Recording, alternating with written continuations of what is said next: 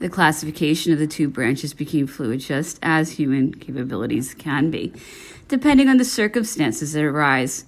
You passed from the regular branch to the special branch. You returned from the special branch to that of the departments. Every 3 months, the drawing up of lists gave the emperor an opportunity to vary the employment of his councilors of state, depending on his branch's needs. The General Assembly of the Council of State was held at the Tuileries in the room alongside the chapel, next to the courtyard. At the time of the convention, it was the lecture hall which preceded the entry into the meeting room. It was called the Liberty Salon. This room today stands before the theater and inside is separated from the chapel only by solid doors, which, when opened on Sunday, form a bay where the court can attend divine service. It is a long square whose principal decoration is the painting of the Battle of Austerlitz, which adorns the ceiling. On assembly days, the fixtures necessary for the meeting were put in place. The large table where the councilors of state came to sit divided into a number of small, light tables, which were easily detached and which, placed together, gave two branches a horseshoe shape. The interior space remained empty. On a platform at the back of the room were the tables of the Arch-Chancellor and the Arch-Treasurer, and behind, higher up, the Emperor's armchair. The view from the height of the platform was of the councilors of state arranged in 2 rows facing one another. Each sat in the place designated by a box bearing his name and holding his papers. And behind the councilors of state, enough room remained to place a line of chairs without disrupting access. At the other side of the room, at the end of the 2 lines formed by the tables of the councilors of state, the 3rd line of tables was placed crosswise. It was reserved for the petition masters, who were thus placed facing the emperor. The auditors had no tables. They sat on the chairs along the sides of the room behind the councilors of state. Baron Locret, Secretary General of the Council, had his table at the foot of the platform to the left. When the emperor came, the drum which sounded a salute in the guardroom announced him beforehand, and the great door of the council would open. The ushers cried, "The emperor!" Everyone rose, and Napoleon, crossing the empty space between the tables of the councilors of state, went to sit in the armchair at the other end. Those who followed the emperor arranged themselves behind him. His presence was enough to give a completely different tone to the proceedings at once. There was not one deliberation which did not take on greater interest, because he would always say something, and whatever he said was noteworthy. "I have seen him," said Monsieur de las Casas, "prolong the session sometimes until evening and show as much facility, fluency, freshness of spirit, and strength of mind at the end as at the beginning, while we others were dropping with fatigue." Monsieur Roederer said he had established a lively and informal discussion, exempt from the drawbacks of a forum where the audience is normally divided between the engaging speakers and those who put you to sleep. First, the emperor indicated the matter that he wanted dealt with. The counselor in charge of the report would read it, and the debate would begin. Everyone could speak. If several began at once, the emperor assigned them in order. You spoke from your place and remained seated. You could not read, but had to improvise, and the tone was always what it should be to stimulate the mind, without arousing undue passion. Monsieur de las Casas, in his invaluable memorial of St. Helena, has left little to say about Council of State meetings presided over by the emperor. Monsieur de las Casas was a petition master. Regular in attending meetings, he often took notes. The Council of State was a terrain he had studied well when the emperor wanted to refer to it in the St. Helena talks. Monsieur de las Casas was well equipped to understand him. Additionally, the various passages he devoted to the Council of State have been the most reliable guide that my memory was able to find in undertaking this chapter. The emperor, contrary to popular opinion, was so little tyrannical and even so easygoing with his council of state that more than once he remained alone in his opinion. Often he reintroduced the subject and even annulled a decision already made because a member of the council had come privately to offer him new reasons. Las Casas. There were rulings that of the university, for example, which underwent perhaps more than 20 different written versions. Las Casas. Once a question was posed, each upheld his opinion with fervor, the more so because the emperor encouraged the greatest freedom in speaking. The debate on codes was the most outstanding episode in the Council State's existence. As a deliberative body, the jurists had the floor there, but Napoleon's great shrewdness distinguished itself as much as more than their knowledge. He often circumvented the instincts of routine and experience that the best practitioners cannot always avoid. The most liberal innovations came from him, but old ways of thinking had posed many problems for him. Since 1806, he had seen that the Code of Civil Procedures would not be a perfect work. He flattered himself that at least it would be better than what had existed previously. How many times during the final years I have heard him reproach himself for not having given more independent powers and a more benevolent aspect to the justice of the peace. He bitterly regretted not having done the revision of the Penal Code and the Code of Civil Procedures himself. What he deplored above all is that he was forced to give so little discretion to the judges and so much to the attorneys. In 1813, he ordered the grand judge to find a way to satisfy the complaints arising from every quarter on the excessive costs occasioned by lawyers' fees and the salaries of officers of justice. It was too late. Circumstances already in place made the remedy impossible. In a battle that lasted all one session, he was forced to back down before the systematic harshness of his specialists in criminal law. A poor woman from Amsterdam, threatened with the death penalty, had been acquitted 3 times, and yet they intended to retry her a 4th time. The emperor would have it that the fortunate outcome of the 3 acquittals had exhausted the severity of justice in regard to the accused, and that such a succession of favorable verdicts stood entirely to her good. They replied that the course of justice had not been served, that he could later exercise his rights to pardon if he found it fitting.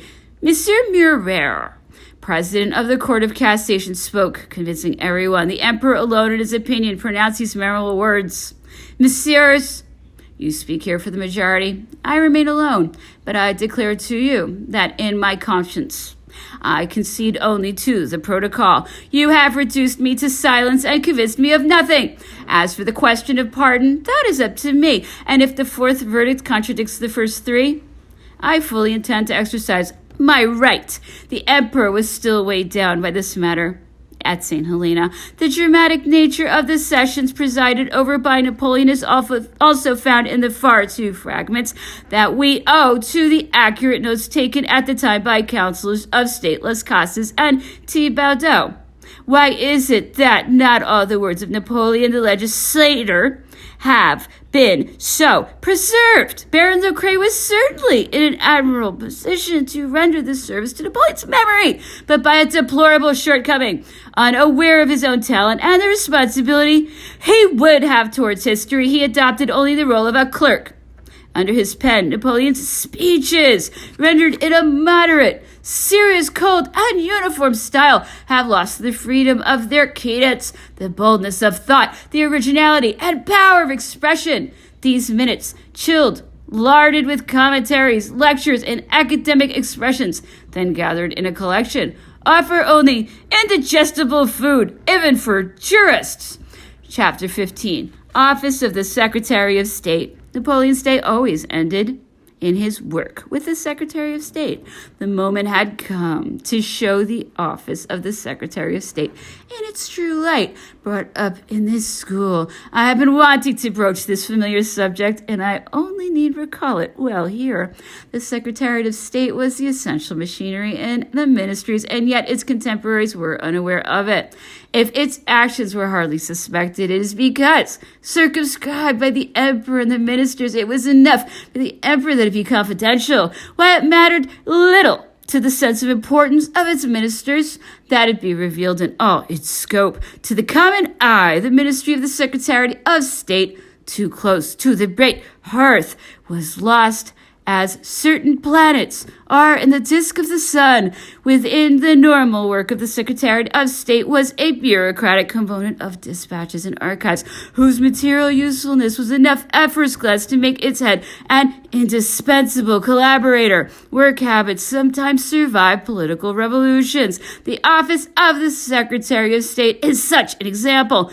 It was a continuation of the Secretariat of the Directoire, which likewise some years previously had carried on the work of the Secretariat General of the National Security Committee. The heads had disappeared one by one, but the subordinate employees had remained along with their work habits. In this central office, the government continued to file the minutes of its actions. As individuals filed their contracts with the notary public, minutes were kept, and the ministers in charge of the work were sent all necessary documentation. Each day a report recorded that day's proceedings and served as a register to confirm the date and moment when mere proposals had become obligatory acts. All these reports taken together made up a sustained chronological series. The following day, the principal measures of each act were drawn up in small bulletins, cross-referenced for future researchers by proper name, place name, and subject. These bulletins, immediately gathered in alphabetical order in the drawers of a filing cabinet, kept constantly up to date the most complete index a government can have at its command. This was the active part of the Secretary of State's work. The minutes dispatched, collected in reports, and inscribed in the index under all words that might occasion research, gave way to others, the files succeeding one another like the days they had belonged to, then passed into the domain of the archivist. There the file was broken up and the minutes distributed into boxes, destined to serve as their final resting place. The only goal of this filing arrangement, independent of all arbitrary and personal methods, was to reestablish in government documents an order similar to the division and subdivision of the ministries and their various offices. In this way, all the acts regarding finance were found in the same row, all those regarding war in another, etc. In the finance section, a shelf was devoted to the subdivision of domain, another to that of forests, etc. On each shelf, a single file box containing the acts falling within the scope of the same ministry. As many offices as there were in the organization of a ministry, the same numbers of boxes represented them in the archives. In this way, each principal subject of administration and politics had its own file box.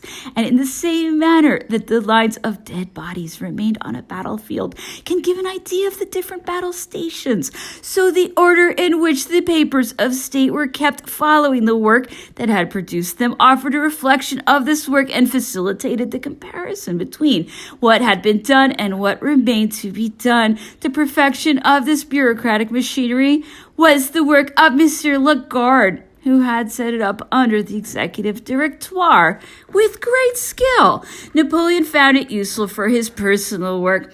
At first glance, he appreciated all the facilities it offered for centralizing the 8 ministries and imposing a common system on them, for simplifying the ministers' daily cabinet reports, and even for dispensing with them when it pleased him, and particularly for researching past records for preparatory drafts and all confidential writings. He derived another benefit from the existence of the Secretary of State, that of freeing himself from the fatigue of repeating his signature.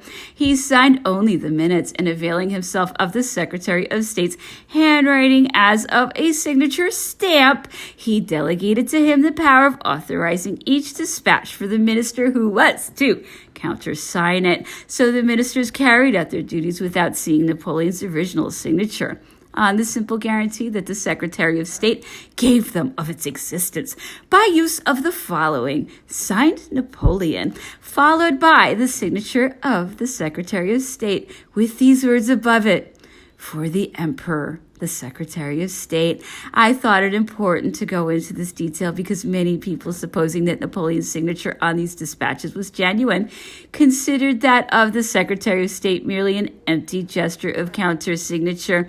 It is now well understood that the Secretary of State's signature was in reality the only autograph that could stand in for the emperors in the eyes of the ministers. When offices were still called by their original names, the holder of the token that gave official authenticity to the head of state's will was the chancellor. He was also called in more recent times keeper of the seals, but usage having diverted these titles and applying them to other men in other ranks, it was necessary to find an equivalent indicating what high trust the secretary was invested with. The Secretary of State thus became the ranking ministry, and its head was called the Minister Secretary of State. The Secretary of State's duties gave him access to the emperor at all hours of the day and night. He followed him on all journeys and all war campaigns. Perhaps we can get a clear first impression of this post by comparing it with another made known to everyone through our military relations. I mean that of Major General, which was filled by the Prince of Neuchâtel for TA. In regard to Napoleon's personal entourage, it seems to me that any comparison which tends to throw a military reflection on a purely civil capacity must add a degree of authenticity and truth to the picture. What the Major General was to Napoleon for army operations, the Secretary of State was for all governmental affairs whatsoever, on a campaign or on a journey or at the Tuileries. So it can be said with some truth that the Major General was a Secretary of State for the army. The Secretary of State was a Major General for the empire. Entrusted with the emperor's thoughts, once they became orders, the Major General expedited them under his signature alone, and so served as official intermediary for all written communication which took place in the army between the emperor and his lieutenants. It was the same with the Secretary of State for all official communications made to the ministers. From the moment when the emperor's idea became law, the Secretary of State became its official keeper, and the responsibility of transmitting the sovereign act and concerned no one but him, according to the importance of the subject or the distance to be covered. Messengers of state, postmen, the telegraph, cabinet couriers, and if need be, all the auditors of the Council of State were at his disposal. For each summons to ministerial action, the Secretary of State was always there under Napoleon's hand, like the rudder under the hand of a pilot. This was one of the institutions with which Napoleon was most pleased, and which he declared had been of the most service to him.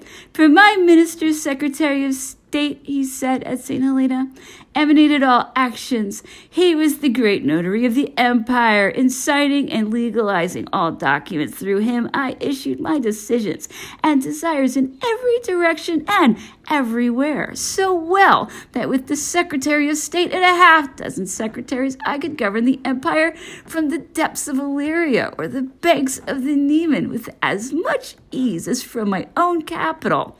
Not only did Napoleon place the Secretary of State at the level of the institutions that had been most useful to him, he could not understand how a well-organized government could make do without it. From the moment, he said, that each of the ministers adopts the functions of the Secretary of State, all the elements of centralization, all the physical means of control disappear, and nothing can help the head of state to keep track of all his affairs by himself. The cabinet windows get clouded over, and the master's observatory is no more than a dark room which has lost its magic vision. And what is worse still, there is no possible means on anyone's part of holding a minister accountable. The moment that each minister takes and keeps at his discretion the minutes of acts that may engage his responsibility, what guarantee is there that these acts will not undergo alterations? Regarding what this responsibility is to cover, only an intermediate and disinterested trustee can keep the ruler and the state from such infidelities, or at least furnish the means of recognizing and verifying them. The importance that Napoleon accorded to his Secretary of State is now well known. It remains to introduce this minister, as we have not forgotten that this chapter is devoted to the Secretary of State's work with the Emperor. Napoleon receives him in the sitting room of the small apartment which adjoins his inner cabinet, and their work takes place on one of the two tables that we have already indicated are found at the back of the room. If there are telegraphic bulletins, the Secretary of State begins by submitting them, because it is he who is the center of these ultra-official communications. He then arranges his portfolios to be signed. The Emperor sits down, takes the pen, and the Secretary of State, standing to one side, indicates with a word or two the subject of each document to be signed. All the ministers have left on the table at the last council. All that has come out of the most recent deliberations of the Council of State thus passes again under the Emperor's eyes on proposals that are pure formality, on the routine matters that make up the everyday work of the public administration, on all that is unlikely to present any serious issue. The pen that signs moves as quickly as the brief summary preceding it. Most of the signatures proceed in this manner, but then come the exceptional cases. Everything that on the whole or in its detail presents some difficulty to the council. Every day of a nature to evoke incidental questions that the politics of the day may lend current interest to. Innovations of some importance. Proposals on which the Emperor has already shown some hints of disagreement. Everything that the Secretary of State's personal experience deems of a nature to arouse the Emperor's particular attention is submitted to him more slowly, with comments appropriate to stir his memory and interest. From this review, made with a clear mind, results a flood of modifications, additions, and corrections which Napoleon dictates or which he impends to the minutes in his own hand. The changes sometimes amount to a total overhaul. When the Emperor wishes to redo his minister's work, he gets up, and the minister's secretary, quickly taking up the dictation, follows the main threads of ideas so that in the definitive draft all agrees, as if flowing from a single stream. It pleased the Emperor to accord his Secretary of State great influence over the part of his work dealing with nominations. Normally, each nomination decree was made out in a blank with a list of candidates attached. The Secretary of State, trustee of the promises that the Emperor may have made during his campaigns or his journeys, witness of all work on his decisions about these posts, and habitual confident of his personal affections, helped him via his notes and his memory to distinguish among the candidates for minister that one for whom he might have reasons of personal preference. In the nominations which were merely favors, the Emperor preferred to disregard the suggestions of committees and on his own initiative rely on examples. It happened fairly often that he signed nomination decrees while leaving it up to the Secretary of State to fill in the blank. You read over the notes, he would say, and put in the name of the one who seems most appropriate to you. The meeting with the Secretary of State ordinarily ended with the work of the Moniteur.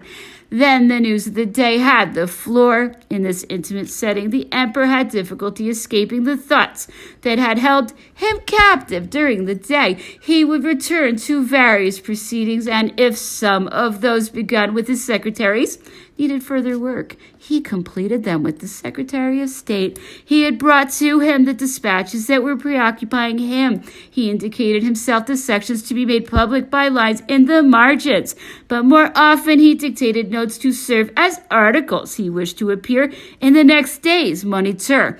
Often he also dictated for what were called the small newspapers so that their political leanings could offer different nuances from semi-official publications.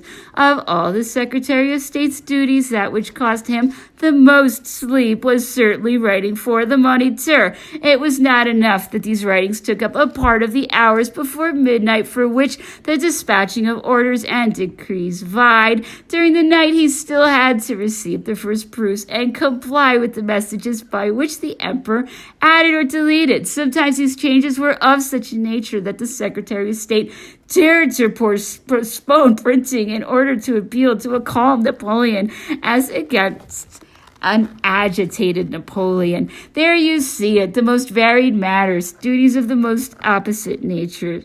As soon as seized as by the emperor's attention, became just as quickly the domain of the Secretary of State. This confidential part of his duties was unquestionably the most important. It was conferred on the man, perhaps more than on the position. But we have only spoken of the position. It remains to see the men who filled it, Monsieur Marat and Monsieur Daru. Chapter 16, Monsieur Marat, Duke of Bassano. The Revolution of 18 Brumaire had placed Monsieur Marat at the head of a secretariat of the councils. Founder of the Moniteur, he was a friend of the respectable men who remained from the Constituent Assembly. Secretary General to the Minister of Foreign Affairs in 1792, he belonged to the small number of those who had carried on the traditions of French diplomacy. His long captivity in irons in Austria for the cause of the French Revolution, his exchange at Basel for the son of King Louis XVI, and finally his negotiations at Lille with Lord Malmesbury had placed him in the forefront of our political arena. The First Consul's trust lost no time bringing his talents and integrity the attention they deserved. But it took some time, it took 8 years, to make the Secretariat of State, as we have just seen it. Monsieur Marat was as much distinguished by the elegance of his manners as by his reliably and pleasant nature. In his work, he was easy and compliant. His devotion to Napoleon sprang from the conviction that each day he was acquiring some of the great man's superior qualities, and resulted in sincere self-sacrifice that employed all his faculties in understanding and even anticipating him. It caused him to give up without regret external relations for the constant attendance that his service required. In his private life, Napoleon was almost a military monk, and whoever served him closely had to live by his rules. It was only through long and diligent service that Monsieur Marat gained the degree of trust that made him a prime minister. In fact, when under any other man than Napoleon, he would have been a prime minister by right. Monsieur Marat spent more than 12 years in this post of favor. It can be understood how much he had to develop industry and talent in the midst of so much agitation and so many issues. How, in the long run, he had to become proficient in the art of grasping the emperor's ideas and expanding on them to others. How success in the passage of time had to strengthen the intimacy of these relations, and how many sullen rivalries and secret detractors he had to endure for the continuation of this trust. The title of Duke only confirmed the elevation to which he had risen. Never was favor acquired by more legitimate means, because that was the reward of the work and the most honorable of services. The Duke of Bassano, who would not know how to appear disobliging to anyone, was less inclined than others to disagree with the emperor's ideas. But if in ordinary life the truth requires tact, should it be otherwise when offered to princes? Brusqueness, harassment, rudeness, are these the necessary result of loyalty? For some years, statesmen have boasted amongst themselves of having paid for their disagreements with the emperor by the loss of their ministries. In this manner, perhaps they hope to justify a disgrace whose true origins it behooves them to hide. But after all, if it is true that capable ministers fell in this battle, disproportionate by all accounts, does not the system of conduct adopted by the Duke of Bassano appear all the more reasonable? What end would have been served by his Falling, as they had, did not their disgrace appear more as a pitfall to avoid than an example to follow? His gentle and conciliatory manner, his integrity, and the disinterestedness of his zeal offered him better methods of serving the truth. And if they were not advantages he naturally possessed, we can praise his cleverness. In addition, the free access he had to Napoleon allowed him to choose his moments. After having appeared to concede in the council room, he later had the opportunity that others did not to take up the argument. And those who have heard him open a debate, do they realize how well he was able to conclude it? The same evening or the next day? I myself know, because perhaps without his awareness, I was many times a witness to the victories he carried in private. The Duke of Bassano knew more than how to give advice. He knew how to sacrifice his personal opinion to the interest of the state when it was fitting. Once a political measure had been decided, he was careful not to speak against it. Had he been of the opposite opinion, he no longer permitted himself to speak of it, for fear of doing the slightest harm to the credibility that the measure just taken would have in public.